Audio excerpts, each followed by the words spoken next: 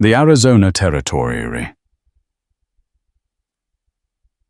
1878. A land that promised everything, but delivered dust and desperation for most. For widow Abigail Thorne, survival was a daily battle fought under a relentless sun. But one starless night, a single act of kindness, a shared last piece of bread with a starving Navajo boy, would change her world forever. She expected nothing in return.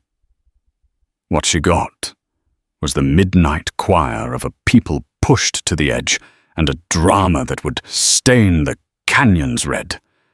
Prepare yourselves, for not all songs are gentle and not all silence is empty. The sun, a malevolent eye in the vast bleached sky, had baked the Arizona Territory into a brittle crust. Abigail Thorne, a woman whose youth was being prematurely etched onto her face by grief and hardship, squinted towards the distant hazy ramparts of the Chiricahua Mountains. Her small homestead, a defiant speck of human endeavor in an unforgiving landscape, felt more like a prison than a home these days. Her husband, Thomas, had been taken by the fever 2 years prior, leaving her with a half-finished cabin, a parched well, and a silence so profound it often felt like a physical weight. The drought was a relentless beast consuming everything. The creek, once a silver ribbon, an hour's walk away, was now a muddy trickle. Her meager vegetable patch was a collection of withered stalks. Flour was a luxury coffee, a distant memory. Today, her entire remaining sustenance consisted of a small, dense loaf of cornbread, the last of her cornmeal ground with aching arms on a stone quern. It was meant to last her 3 days, maybe 4 if she was frugal to the point of pain. Loneliness was a constant companion, but fear was a more recent unwelcome guest. Whispers had reached her from the few riders who passed by, mostly grim-faced prospectors or the occasional circuit preacher. Tales of increased raids of desperate Navajo bands, pushed from their ancestral lands further north, now roaming south, driven by hunger and the relentless encroachment of settlers and the U.S. Army. Some tales were sympathetic, others laced with a venom that chilled Abby to the bone. She'd spent the day reinforcing the flimsy corral where her one bony mule Jezebel picked disconsolately at wisps of dry grass. Every shadow seemed longer, every coyote howl closer. As dusk bled purple and orange across the western sky, painting the Chiricahuas in fleeting, glorious hues, Abby retreated into her cabin. The single room was sparse, a rough-hewn table, 2 chairs, one always empty, a straw-filled mattress in the corner, and a cold hearth. The photograph of Thomas, stern-faced in his Sunday best, seemed to watch her from the mantel, his eyes full of a future that would never be. She lit a single tallow candle, its flickering light doing little to dispel the encroaching gloom. The silence pressed in, broken only by the skittering of some unseen creature in the rafters, and the mournful sigh of the wind through the ill-fitting door. She took out the cornbread, its rough texture a comfort to her fingers. She was about to break off a small piece when a sound, faint but distinct, pricked her ears. A scratching. Not an animal. This was hesitant, weak, but undeniably human. Her heart leaped into her throat. Bandits, desperate drifters. Or, she rose slowly, her hand instinctively reaching for the heavy iron poker leaning against the hearth. "Who's there?" she called out, her voice betraying a tremor she despised. Silence. Then a smaller, weaker sound, almost a whimper. Taking a deep breath, Abby unlatched the door poker held ready and peered into the moonless night. The stars, usually a brilliant canopy, were obscured by a gathering of high, thin clouds, making the darkness outside almost absolute. For a moment, she saw nothing. Then a small figure detached itself from the deeper shadows by the woodpile. A boy. No older than 10, perhaps 11. He was skeletal, his clothes ragged remnants that offered little protection against the desert's chill. His dark eyes, huge in his emaciated face, were fixed on her with an unnerving intensity, a mixture of fear and something else. A desperate animal hunger. He was clearly Navajo, his features distinct even in the dim light. Abby's fear didn't vanish, but it was swiftly overshadowed by a surge of pity, so sharp it was almost painful. This was no raider. This was a starving child. He didn't speak, merely swayed slightly on his feet. His gaze dropped to the cornbread, still clutched in her hand. The internal battle was brief but fierce. This was her food for days. Giving it away meant certain gnawing hunger. But looking at the boy, at the hollows in his cheeks, the tremor in his thin limbs, how could she not? Thomas had always said, kindness costs nothing. Abby, but its worth is immeasurable. Easy for him to say, when their larder was full. Are you alone? Abby asked gently, lowering the poker slightly. The boy nodded his eyes, never leaving the bread. He licked his cracked lips. She hesitated only a moment longer. Then, with a sigh that seemed to carry all the weariness of the world, she stepped back. Come in, she said, her voice softer now. It's not much, but you can share it. The boy didn't move his suspicion, a palpable force. Abby understood. To his people, a white woman's cabin could be a trap. She broke the cornbread in half, a generous half. She held it out. Niu tue. She tried remembering a few words of Navajo a trader had taught Thomas years ago. Good evening. She wasn't even sure if it was the right context. He flinched at the word, his eyes widening slightly, perhaps in surprise. Slowly, tentatively, he shuffled forward, his bare feet, making no sound on the packed earth. He reached the doorway, paused, then darted in, snatched the bread from her hand with a swiftness that belied his weakness, and retreated to the furthest, darkest corner of the cabin, watching her like a cornered coyote. Abby closed the door, the latch clicking shut with a sense of finality. She ate her own smaller portion slowly, watching the boy devour his in desperate, ragged bites, crumbs scattering around him. He drank deeply from the dipper of water. She offered his throat, working convulsively. When he was finished, he simply sat his back against the rough-hewn wall, his knees drawn up to his chest. The silence returned, but it was different now. Charged. "What's your name?" Abby asked. He looked at her, his dark eyes unreadable. He offered no reply. Perhaps he didn't understand, or perhaps he wouldn't say. "I'm Abby," she offered. "Abigail Thorne." Still nothing. He was a stone, a shadow. Exhaustion soon claimed him. His head began to nod, and eventually he slumped sideways, fast asleep on the hard dirt floor, his small hand still protectively near where the bread had been. Abby looked at him, a knot of emotions tightening in her chest. Pity, yes, but also a renewed sense of fear. What had she done, harboring a Navajo? Even a child could bring trouble. From other settlers, from the patrols. And what of his people? Would they come looking for him?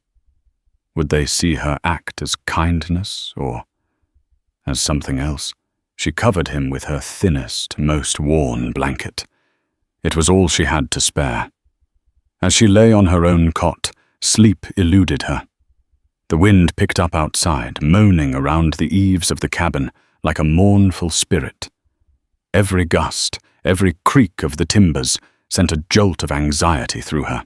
Sometime before dawn, she must have drifted off, for she awoke with a start. The cabin was cold. The first grey light of pre-dawn was filtering through the single small window. The boy was gone. The blanket lay neatly folded where he had slept. There was no other sign he had ever been there, save for the crumbs she hadn't yet swept away and the aching emptiness in her own stomach.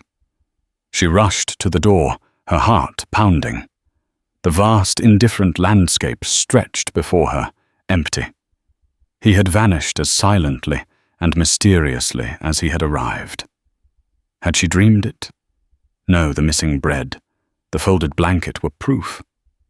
A profound sense of unease settled over her. He was just a boy, a starving boy. But he was also Navajo. And in this land at this time, that meant complexities and dangers she couldn't begin to fathom. She had given him her last bread. Now she could only wait and see what the harvest of that desperate act would be. The days that followed were taut with a nervous energy Abby hadn't known before. Every distant rider, every dust devil dancing across the flats made her jump. The hunger was a dull ache, a constant companion, but it was the gnawing uncertainty that wore her down. Had the boy made it back to his people? Would they understand her gesture? Or would they see it as an abduction, a trick? She tried to busy herself. She walked the 2-hour round trip to the dwindling creek for water, Jezebel wheezing beside her. She repaired a section of the fence that had collapsed, her hands raw and bleeding. The work was a distraction, but her mind kept replaying the image of the boy's haunted eyes, the way he'd devoured the bread. 3 days after the boy's visit, a rider approached her cabin. Not from the direction of the creek or the sparse trail that led to the nearest town. A collection of 3 saloons, a general store, and a smithy called Redemption, a good half-day's ride away. This rider came from the south, from the direction of the Chiricahuas, a silhouette emerging from the shimmering heat haze. Abby's breath hitched. Her hand went to the small, worn axe she now kept propped by the door. As the rider drew closer, she saw it wasn't a Navajo. This was a white man, tall and lean in the saddle, dressed in dark, dusty clothing. He rode a powerful black stallion that seemed to share its owner's air of grim purpose. A repeating rifle was scabbarded under his leg, and a Colt Peacemaker was holstered low on his hip. His face, when he finally reined in a respectful distance from her cabin, was all hard angles and suspicion, his eyes like chips of obsidian beneath the brim of a sweat-stained Stetson. "Ma'am?" he said, his voice a low gravel. He didn't dismount. "Name's Silas Blackwood." Abby nodded, her grip tightening on the axe handle. "What do you want?" Her voice was flat, betraying none of the turmoil within. Blackwood's eyes swept over her cabin, lingering on the small dead garden, the patched roof. "Just passing through. Noticed your spread? Lonely out here for a woman on her own." "I manage," Abby said curtly. "Heard tell there's been some activity.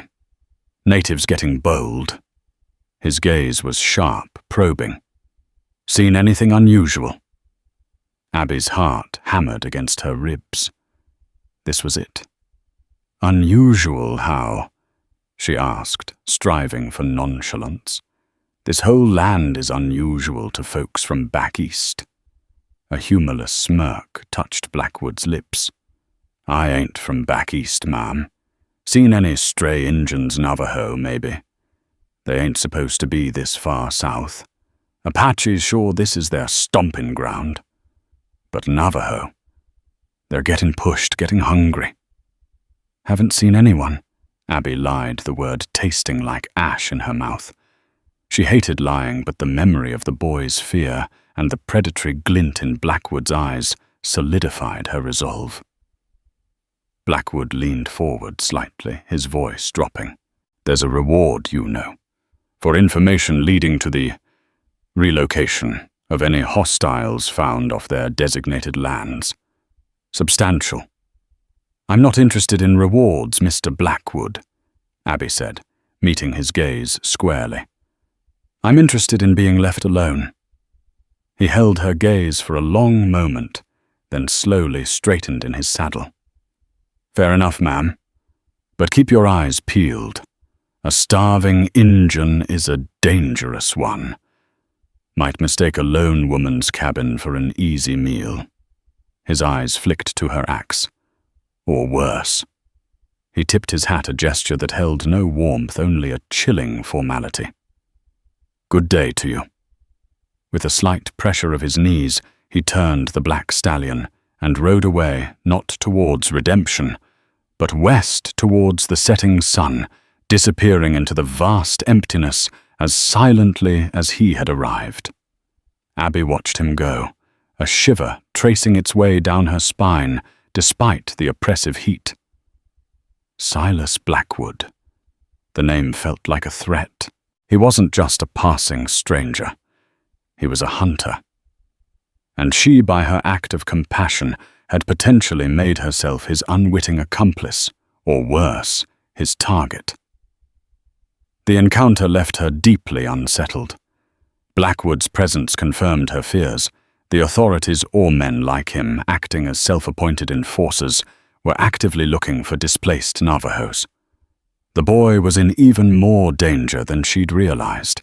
That night, sleep was impossible. The wind seemed to whisper Blackwood's name.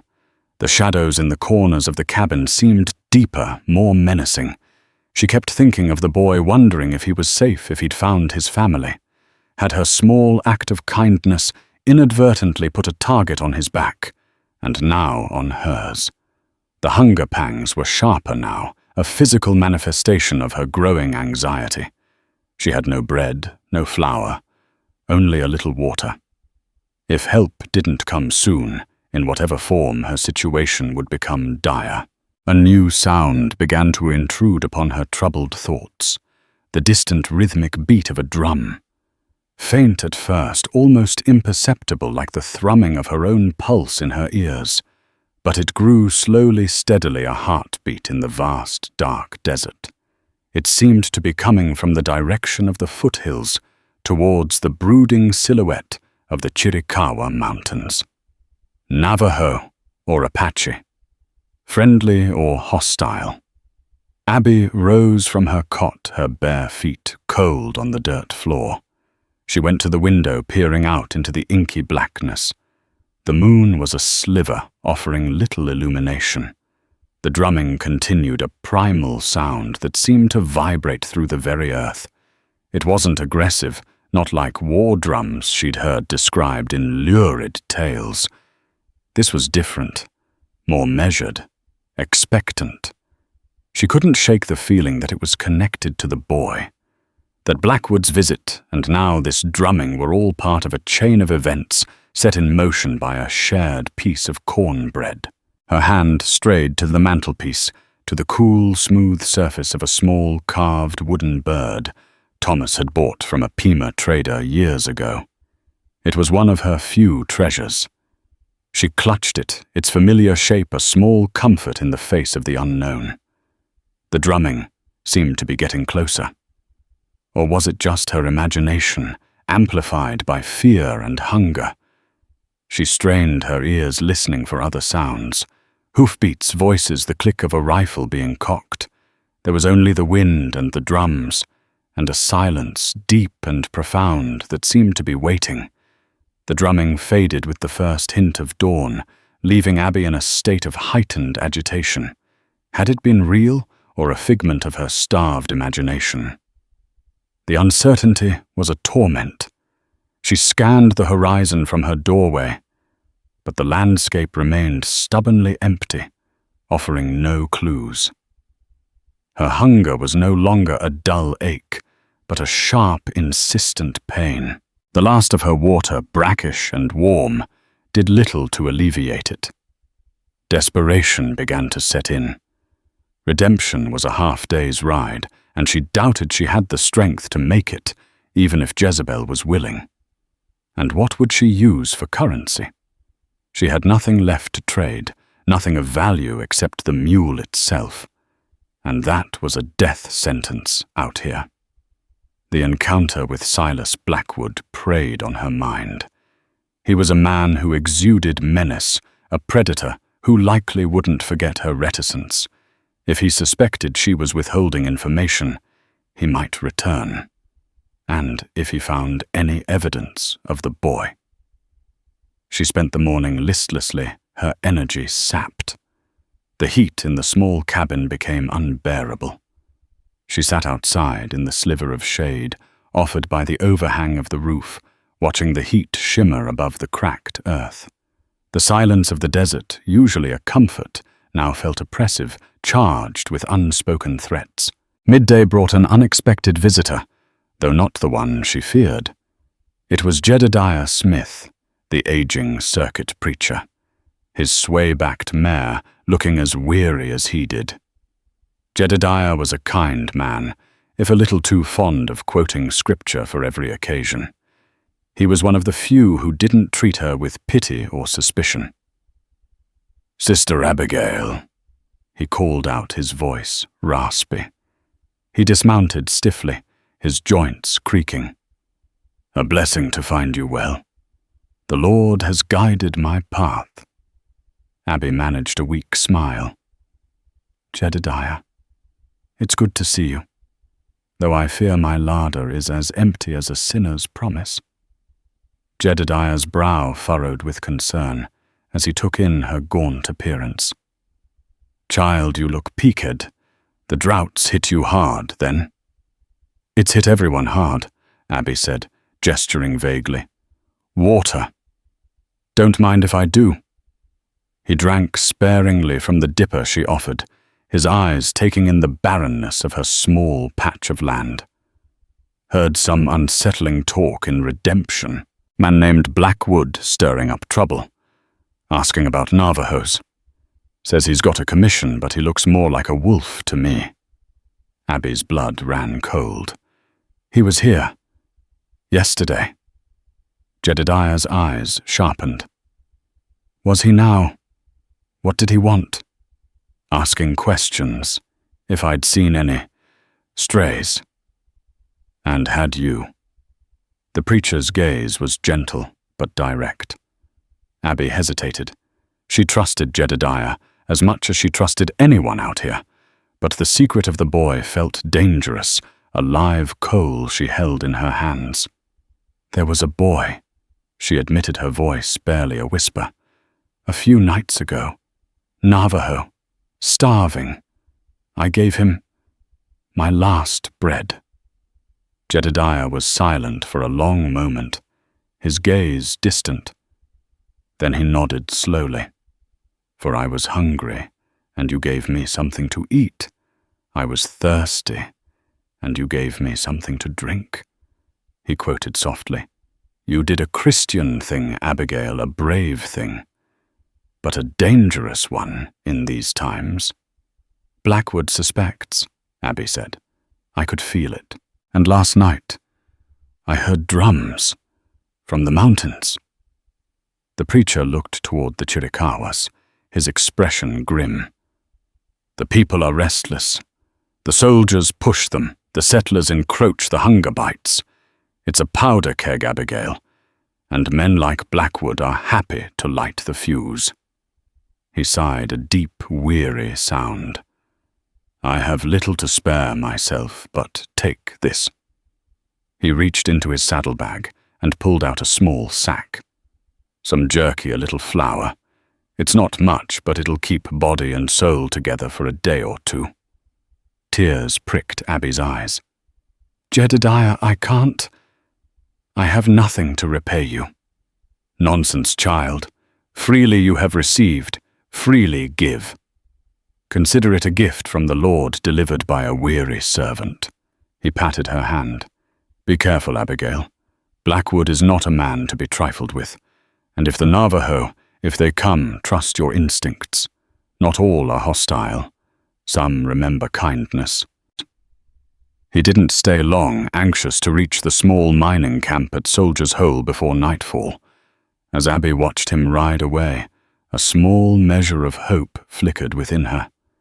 The food was a godsend, a temporary reprieve. But his warnings about Blackwood and the unsettling mention of the drums deepened her anxiety. She ate a strip of the tough, salty jerky, the flavor an explosion in her mouth after days of near starvation. The small portion of flour would make a couple of flatbreads enough for tomorrow. But what then? As evening approached, Abby felt a familiar dread creep over her. The sun dipped below the horizon, and the desert air grew cold with surprising swiftness. She secured the door, propping a heavy log against it, in addition to the latch. A meager defense, she knew, but it offered a sliver of psychological comfort. The silence of the night was broken only by the distant howl of a coyote. Abby lay on her cot, her senses straining, listening. Waiting. She didn't know what she was waiting for. Blackwood's return, the mysterious drummers, or simply the dawn. Hours passed. The candle burned low, sputtering in its own melted wax.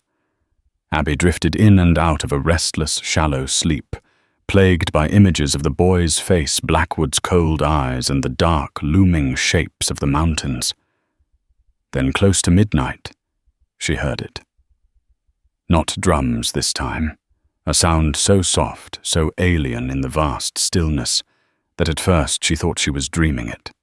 It was a low chant, a harmony of male voices rising and falling in a rhythm that seemed to echo the very pulse of the land.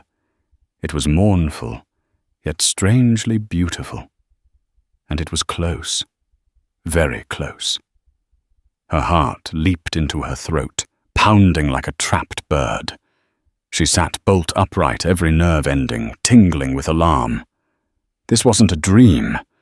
The singing was outside her cabin. The singing grew a chorus of voices, deep and resonant, weaving a melody that was both haunting and profoundly sorrowful. It wasn't aggressive, yet its presence outside her fragile cabin in the dead of night was terrifying. Abby's breath hitched. She scrambled off the cot, her legs trembling, and instinctively reached for the axe, its cold weight a small reassurance in her shaking hands. Who was out there, the boy's people? Come for retribution. Did they think she had harmed him, or held him against his will? Or was this something else entirely? Blackwood unlikely. This music was not of his world. She crept to the small, shuttered window, her heart hammering against her ribs. The log against the door suddenly felt laughably inadequate. Through a tiny crack in the wooden shutter, she peered out. The moon, now a slender crescent, cast a pale, ethereal glow over the clearing. And there, arranged in a semicircle facing her cabin, were figures. At least a dozen, perhaps more.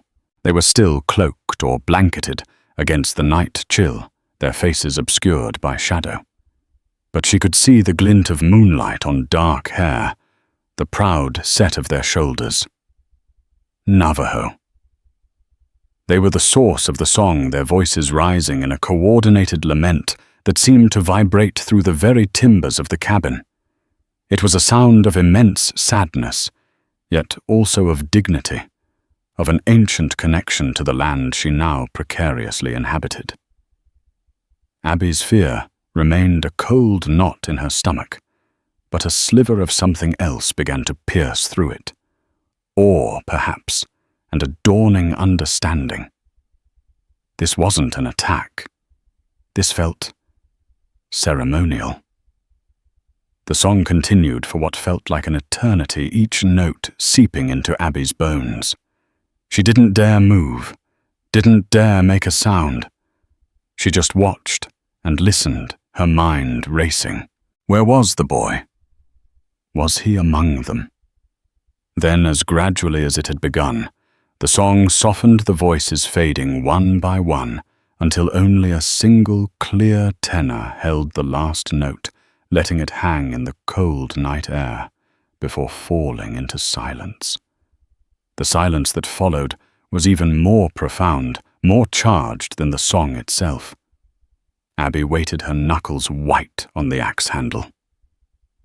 What now? One figure detached itself from the group and stepped forward into a patch of clearer moonlight.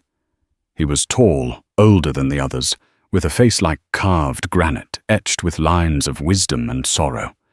He wore a simple band around his forehead, and a heavy wool blanket was draped over his shoulders. He stopped perhaps 20 paces from her door. He raised a hand, palm open, in a gesture of peace. Then he spoke, his voice deep and carrying easily in the still air. He spoke in Navajo words Abby couldn't understand, but his tone was grave, measured, not threatening. Abby remained frozen, uncertain how to respond. Should she open the door? Speak, remain hidden. The man waited patiently. Then another, smaller figure moved from the shadows beside him. It was the boy. Ashki, as she would later learn, his name was, though for now he was just the boy. He looked stronger now, less haunted though still thin. He carried something in his hands. He stepped forward closer than the older man and stopped just shy of her doorstep. He said something, his young voice clear but soft. Then, to Abby's surprise, he spoke in halting English words, learned perhaps from traders or a mission school. Woman, my grandmother. She says thank you. He gestured towards the older man, who Abby now realized was likely a grandfather or an elder of significance. You gave bread. I was lost, sick. You gave life. Abby slowly, cautiously unbarred the door, pulling away the log. She opened it a crack, then wider, stepping into the doorway, the axe still held loosely at her side. The cool night air washed over her. The boy looked at her, his dark eyes serious. We are Diné, he said, using their own name for their people. We do not forget kindness.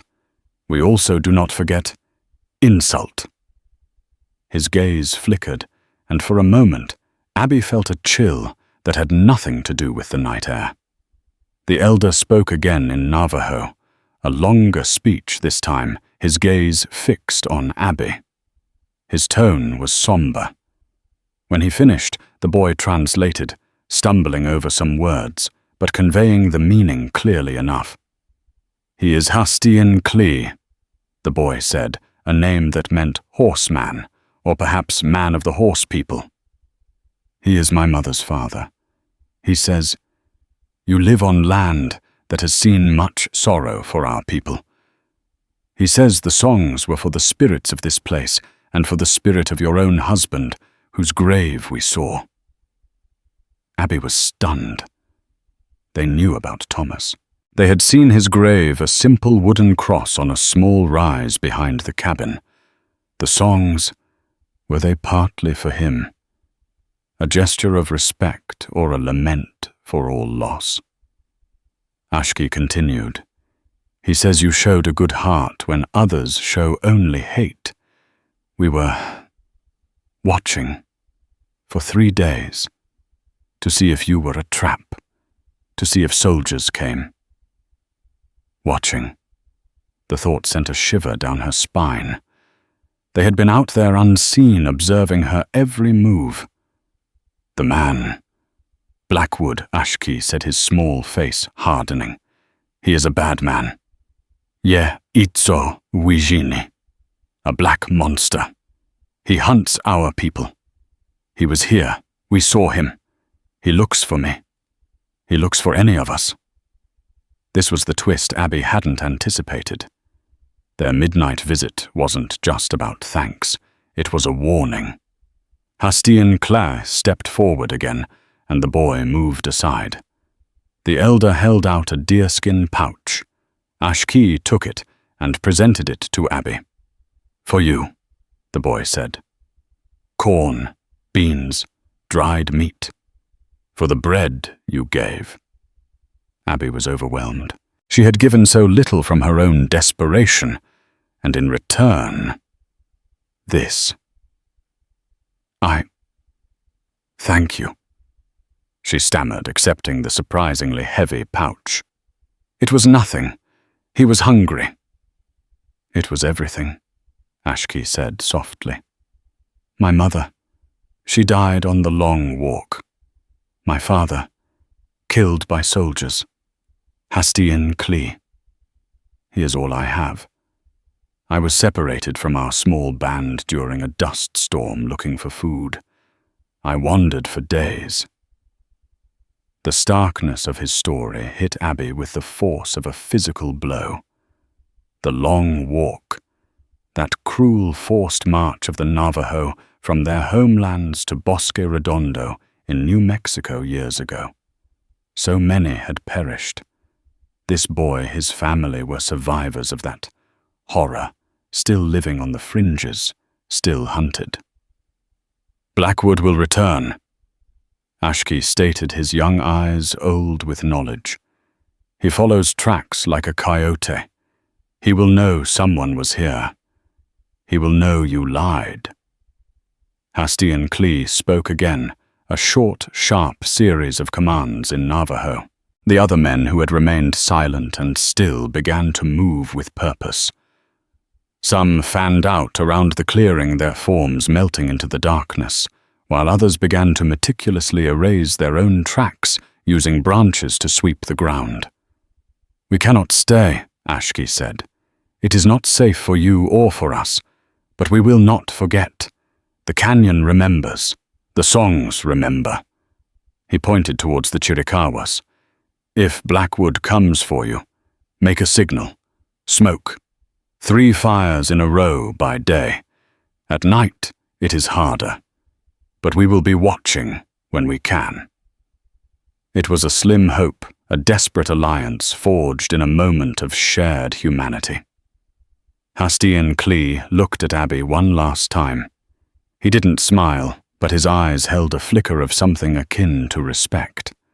He nodded once, a gesture of acknowledgement, then turned, and with the boy at his side, melted back into the darkness with the others. The sound of their departure was almost non-existent, a mere whisper of movement, and then silence. Abby stood in her doorway, clutching the pouch of food, her mind reeling. They had come not with threats, but with songs of sorrow and gratitude. They had repaid her small kindness tenfold, and delivered a chilling warning. Blackwood would return, and he would know she had lied. The drama was far from over. It was, she suspected, only just beginning. The desert night, once a symbol of her isolation, now felt alive, with unseen watchers, with the echoes of ancient songs, and with the looming shadow of a relentless hunter. Dawn arrived too quickly, painting the sky in hues of apricot and rose that felt like a cruel mockery of the turmoil in Abby's heart. The provisions from the Navajo, a generous supply of dried venison, blue cornmeal and pinto beans, were a tangible reminder of the night's surreal events. She ate a small portion of the meat and a hastily made corn cake, the food strengthening her body even as fear gnawed at her spirit. Ashki's warning echoed in her mind. Blackwood will return. He will know you lied.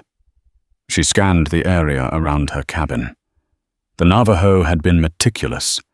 There were no obvious tracks, no sign of their midnight visit.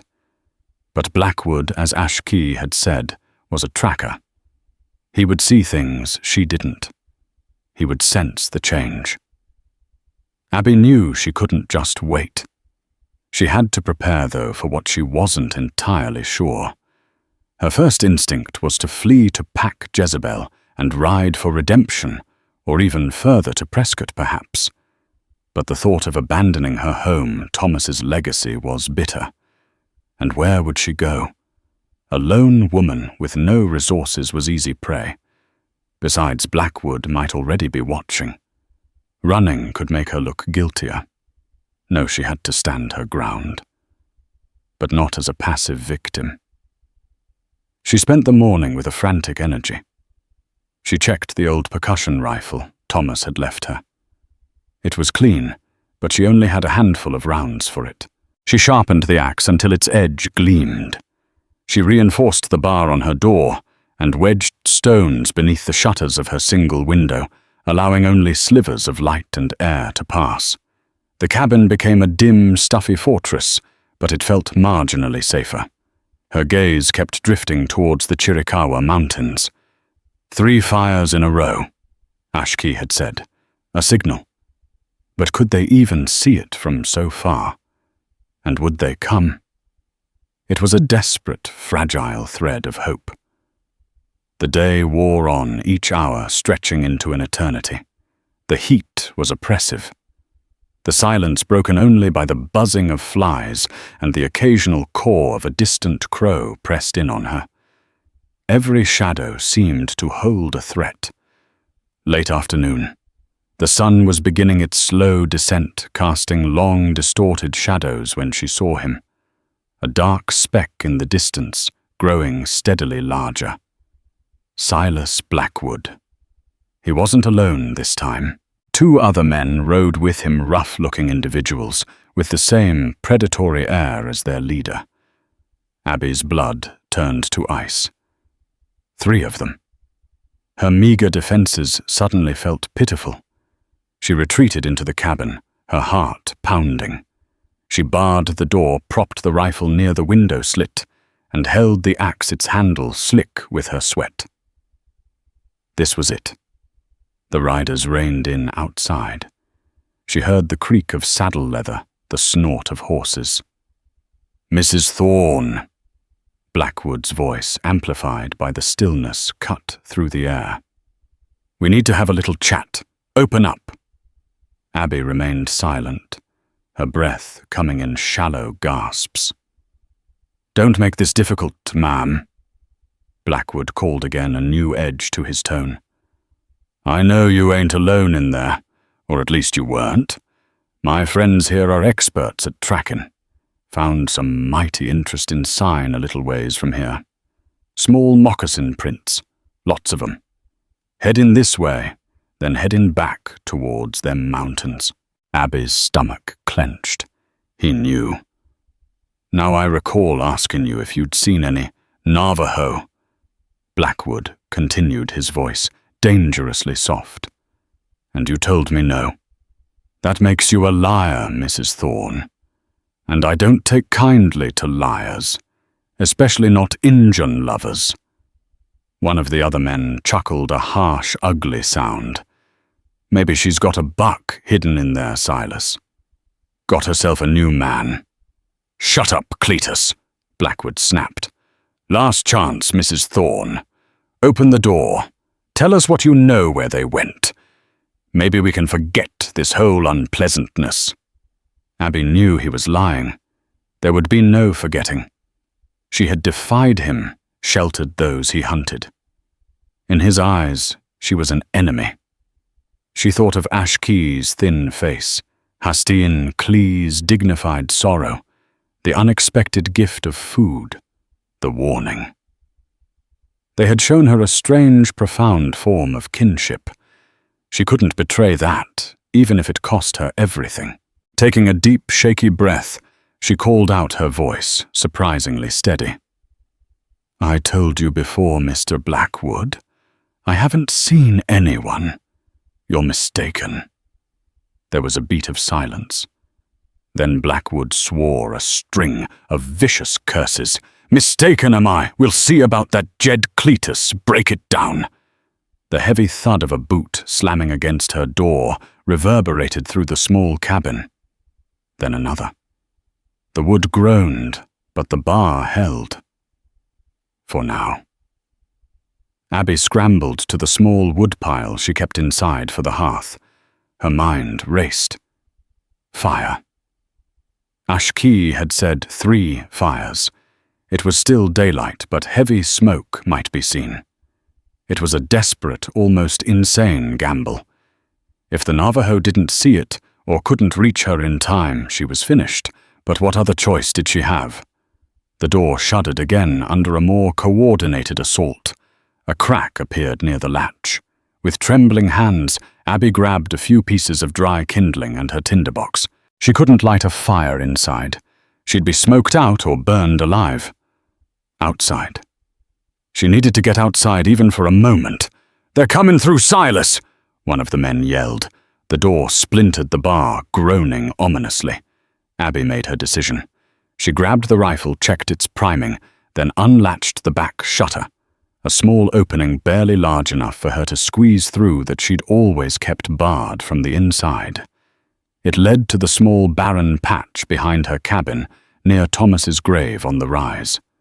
As the main door finally burst inward with a crash, revealing the snarling faces of Blackwood and his men, Abby was already scrambling out the back.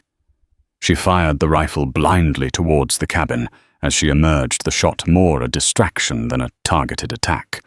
A yell of surprise and pain from inside told her she might have hit something or someone. She didn't wait to see. She raced towards the small rise, towards Thomas's grave, fumbling with the kindling and tinderbox. Behind her, she heard enraged shouts. "She's out back! Get her!" She reached the exposed crest of the small hill. Her hands were shaking so violently she could barely strike a spark. Blackwood and his men were rounding the cabin. "There she is, the little witch!" Cletus bellowed, raising his rifle. A shot whizzed past Abby's ear, so close she felt its heat. She dropped to the ground, the tinderbox flying from her grasp. Despair threatened to engulf her.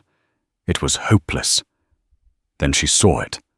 Next to Thomas's weathered wooden cross, a small pile of dried tumbleweeds had collected, blown there by the wind. They were tinder-dry, perfect fuel.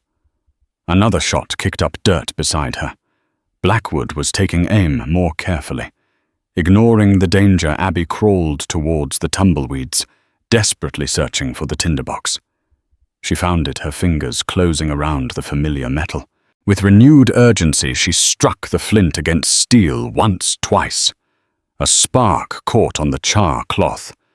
She cupped it, blowing gently, transferring the fragile ember to a wisp of dry grass she'd stuffed in her pocket. It caught. A tiny flame. "Don't shoot her yet, Silas," she heard Jed, the other man, shout. "We might need her to talk." Abby ignored them. She thrust the burning grass into the heart of the nearest tumbleweed. It smoldered, then with a whoosh erupted into flame. Black smoke, thick and oily, began to billow upwards. One fire. She scrambled to another small pile of tumbleweeds a few feet away, carrying a burning piece from the first. It caught quickly. 2 fires. Blackwood was closer now, advancing up the rise, his face a mask of fury. "You're playing a dangerous game, Mrs. Thorne." She needed one more. She grabbed another burning brand and lunged for a third cluster of dried brush. As she thrust the flame into it, a searing tongue shot but through her arm. She cried out, dropping the brand. Cletus, flanking Blackwood, had fired his bullet, grazing her forearm. Blood welled warm and sticky. But the third fire had caught. 3 columns of dark smoke now rose into the late afternoon sky, stark signals against the pale backdrop. Blackwood was almost upon her, his peacemaker leveled. "Whatever Injun friends you think you're calling," he snarled, "they ain't gonna get here in time to save you from what you deserve." Abby slumped against Thomas's cross, her wounded arm throbbing, the world starting to swim. Had it been enough? Was anyone even watching, or had she just signed her own death warrant in a plume of futile smoke? Blackwood raised his pistol, a grim smile twisting his lips. "Time to meet your maker, Injun lover." Suddenly a sound cut through the air, high-pitched and chilling. A war cry. Not one but several echoing from the foothills of the Chiricahuas. Blackwood froze his head, snapping up. His men who had been advancing behind him also stopped their expressions of brutal confidence, faltering into uncertainty. From the direction of the mountains, a cloud of dust was rising, and within it, the unmistakable forms of riders moving with incredible speed. Navajo warriors, their dark hair streaming rifles glinting in the fading light. They were still distant, but closing fast. Hastian Klee, Ashki. They had seen. They had come. The hunter had just become the hunted. Silas Blackwood stared, his predatory confidence visibly cracking. The approaching Navajo warriors were not a ragtag band of starving refugees. They were a disciplined force emerging from the landscape as if conjured by Abby's desperate Siksum signals. Their war cries, alien and chilling to Blackwood's men, were a song of impending retribution. "What in the hell?" Cletus stammered, his rifle wavering. Jed, the third man, took a step back, his eyes wide with dawning terror. "Hold your ground, you curse!" Blackwood roared through a tremor of fear now laced his voice. He'd underestimated the widow Thorne, and drastically underestimated the reach and resolve of the Navajo she'd aided. He fired a wild shot in the direction of the oncoming riders, a gesture of defiance more than accuracy. This was Abby's chance. Despite the throbbing pain in her arm, she pushed herself up. The sight of the approaching warriors, Hastian, Claire, and young Ashki among the foremost, filled her with a desperate, surging hope. She wasn't alone. The Navajo split their charge, fanning out with practiced skill, intending to encircle the rise where Blackwood and his men stood exposed. Their speed was incredible, their horsemanship breathtaking. Arrows began to fly, thudding into the earth around Blackwood's feet. Then the crack of their older rifles joined the fray. "Back to the cabin! Use it for cover!" Blackwood yelled finally, realizing the suicidal vulnerability of their position on the open rise. He and his men scrambled back down towards Abby's small homestead, firing erratically as they went. Abby, however, stayed put by Thomas's grave, pressing herself against the earth. She was in the crossfire, but the Navajo seemed to be deliberately angling their attack to avoid her.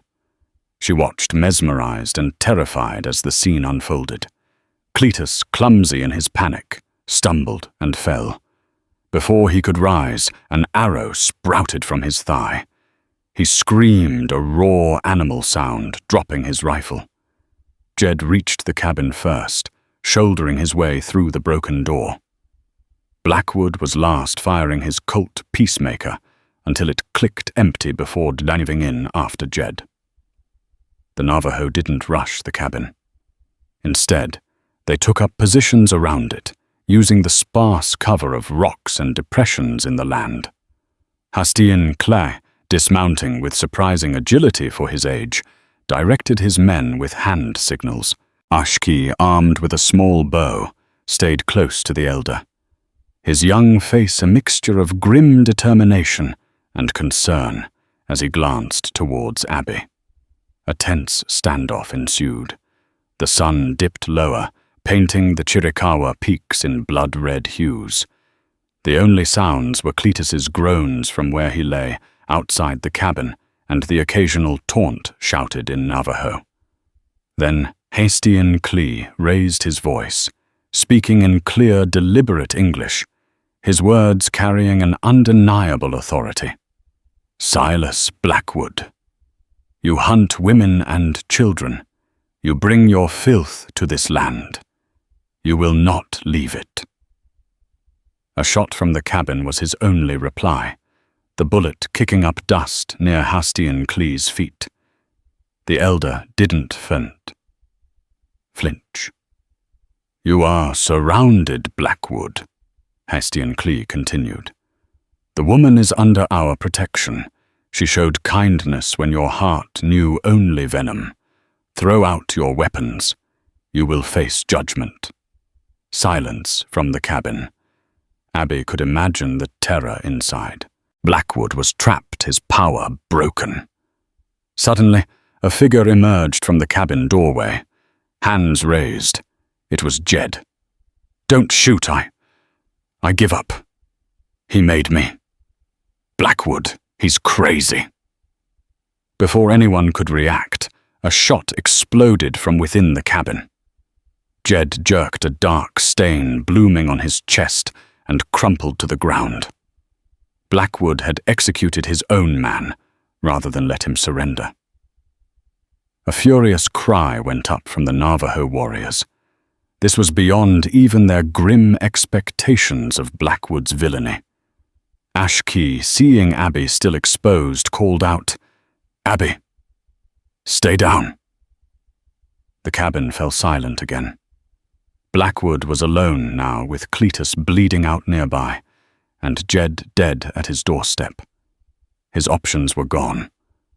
Then, with a roar of pure cornered animal rage, Silas Blackwood burst from the cabin, not in surrender, but in a suicidal charge, his empty pistol brandished like a club, a long knife gleaming in his other hand. He ran not towards the Navajo, but incredibly towards Abby, still slumped by Thomas's grave. Perhaps in his twisted mind, if he was going down, he would take the cause of his defeat with him. Abby saw him coming, a chiseled, desperate wall figure. She tried to scramble away, but her wounded arm, the blood loss, made her slow, clumsy. But Hestian Clee was faster. With a speed that belied his years, he nocked an arrow, drew and released in one fluid motion. The arrow flew true, striking Blackwood squarely in the chest. The bounty hunter stumbled his momentum, carrying him a few more steps before he collapsed face down in the dust just yards from Abby. Silence descended absolute and profound, broken only by Cletus's weakening moans and the ragged sound of Abby's own breathing. The battle, swift and brutal, was over. The Navajo warriors slowly lowered their weapons. Hestian Clee walked towards Blackwood's fallen form, nudging him with his foot. The man was dead. Ashkey rushed to Abby's side, his eyes wide with concern. "Abby, you are hurt." He gently touched her bleeding arm. "I'll be all right, Ashkey."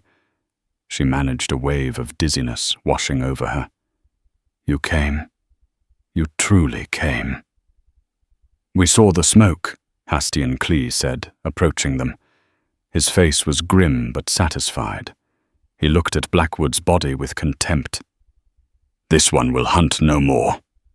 He then turned to Cletus, who was now whimpering for mercy. "He will be taken. Perhaps the soldiers will want him. Perhaps not." His meaning was clear. Cletus's fate was uncertain, but it would not be pleasant. Several warriors tended to Cletus, binding his wound crudely and hauling him to his feet. Others began to collect the weapons of Blackwood's men. Hestian Clee looked at Abby, his gaze softening almost imperceptibly. "You have courage, woman of the lonely house. You honor your dead husband with your strength." He gestured to Thomas's grave. "This land has drunk much blood, Navajo blood, Apache blood. Now his blood." He indicated Blackwood. "Perhaps now for a little while it will rest." He gave orders in Navajo. Two women who had accompanied the warriors, previously unseen, came forward with herbs and bindings. They cleaned and dressed Abby's arm with surprising gentleness and skill. As dusk fully enveloped the land, the Navajo prepared to leave. They took Blackwood's horses and weapons, and their prisoner, Cletus. They would melt back into the mountains, their movements as silent and mysterious as their arrival. Before they left, Ashki came to Abby one last time. He pressed something small and smooth into her hand. It was a small, intricately carved wooden horse, a token of protection and friendship. "For you, Abby," he said, "so you remember. The Diné remember." "I will never forget, Ashki," Abby whispered, tears finally tracing paths through the dust on her cheeks. "Thank you. Thank you all." Hastian Klee gave a single, solemn nod. Then he and his people were gone, disappearing into the vast, starlit desert, as if they were spirits of the land itself. Abby stood alone once more amidst the carnage and the silence. Her cabin was scarred, the bodies of Jed and Blackwood, stark reminders of the day's violence. But the silence was different now. It wasn't the silence of isolation and fear. It was the silence of a world that had been rebalanced, however brutally. It was a silence filled with the echoes of Navajo songs, with the memory of courage and with the unlikely bond forged over a piece of bread. She knew life would never be the same. The settlers in Redemption might whisper, some might even fear her for her connection to the Navajo. But she also knew she had earned something profound, the respect of a people and a deeper understanding of the harsh, beautiful, and complex land she called home. Looking towards the Chiricahua Mountains, now just a dark silhouette against the star-dusted sky, she felt a strange sense of peace. She had given her last bread to a starving Navajo boy. At midnight, his people had come with songs, and in the harsh light of day, they had come with a terrible, swift justice. The desert wind whispered through the bullet holes in her cabin, but to Abby, it sounded like the faint, distant echo of a canyon singing, not of emptiness, but of resilience, of remembrance, and of a silence that was finally no longer empty. She was no longer just the widow Thorn struggling for survival. She was Abby, the woman who had listened to the songs of the Diné, the woman the canyon itself now seemed to watch over. And somehow that made all the difference. Abigail Thorn survived. More than survived. She found a strength she never knew she possessed, and an unlikely alliance that transcended the hatred of her time. Her act of kindness, a single piece of bread, rippled outwards, changing lives, ending others, and proving that even in the harshest landscapes, humanity can find a way to bloom. The songs of the Navajo may have faded into the vastness of the Arizona Territory, but their echo remained a testament to courage, gratitude, and the complex tapestry of the Wild West. What will your acts of kindness ripple into? Thank you for joining us on this journey into the heart of the West. If Abby's story moved you, if the courage of the Navajo resonated, please give this video a like, share it with fellow history and drama enthusiasts, and be sure to subscribe for more tales from the untamed frontier. Let us know in the comments what part of Abby's story impacted you the most. Until next time, keep listening for the songs in the silence.